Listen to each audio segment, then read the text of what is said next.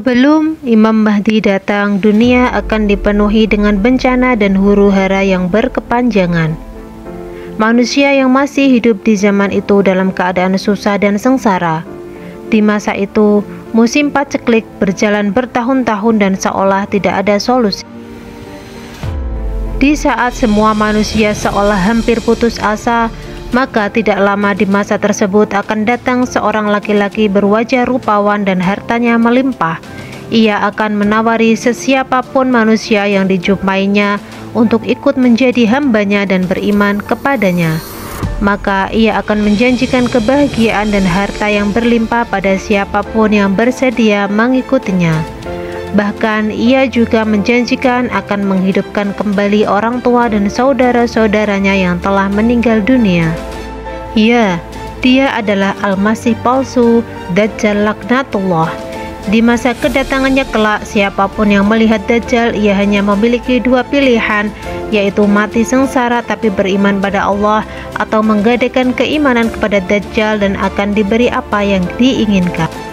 Maka saat masa itu tiba, Rasulullah berpesan untuk bersembunyi dan jangan berkeinginan menjumpai Dajjal, karena fitnahnya teramat dahsyat.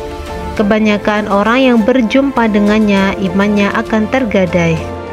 Mendengar Dajjal telah keluar dan berada di sekitar mereka, orang-orang yang keimanan dan ketakwaannya kuat berkumpul menjadi satu. Mereka di Mekkah yang dikelilingi tembok tinggi untuk bersembunyi dari Dajjal supaya tidak terkena fitnah.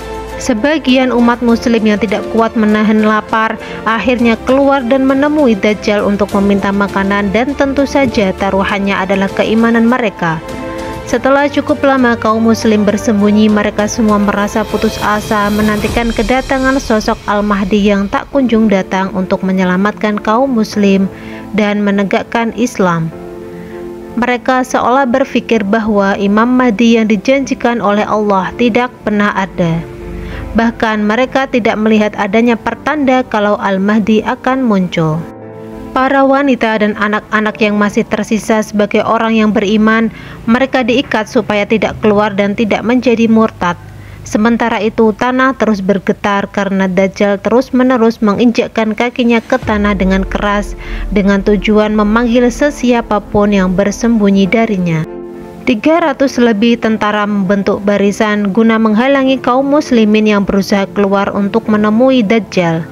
Di ambang keputusasaan yang mendalam, kepala tentara diberikan petunjuk oleh Allah untuk memeriksa semua lelaki mukmin yang tersisa untuk mencari sosok sang imam.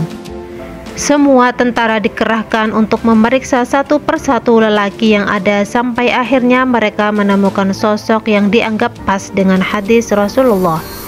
Ia adalah lelaki bertubuh kurus, berkulit putih, tapi ia gagap saat berbicara. Para tentara yakin dialah lelaki yang mereka cari selama ini. Lelaki tersebut dipaksa untuk menjadi Imam Mahdi, namun dengan tegas ia menolak dan mengatakan, "Saya bukanlah imam yang kalian cari. Bahkan saya laki-laki biasa yang hanya takut kepada Allah saja." Melihat ketakwaannya, para tentara semakin yakin bahwa ia adalah Imam Mahdi. Berkali-kali menolak untuk dijadikan imam. Kemudian salah satu di antara tentara berkata, "Jika kau tidak mau menjadi imam kami, maka kamu yang akan menanggung dosa-dosa kami, karena kami akan murtad." Kemudian lelaki tersebut mendirikan sholat dan berkali-kali berdoa kepada Allah untuk diberi petunjuk sambil berkata, "Ya Allah, aku hanyalah seorang hamba biasa yang hanya takut kepadamu. Lantas apa yang harus aku lakukan jika mereka memintaku untuk menjadi imam mereka? Maka itu adalah hal yang sangat sulit bagiku." Kemudian Allah menganugerahkan kemuliaan kepada lelaki tersebut melalui malaikat untuk dibimbing dan menjadikannya siap menjadi seorang imam.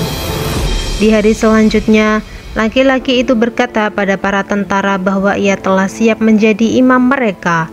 Maka bergembiralah para tentara dan mukmin yang ada pada saat itu, hingga akhirnya laki-laki tersebut dibaiat dan menjadi Imamul Mahdi. Wallahu a'lam bishawab.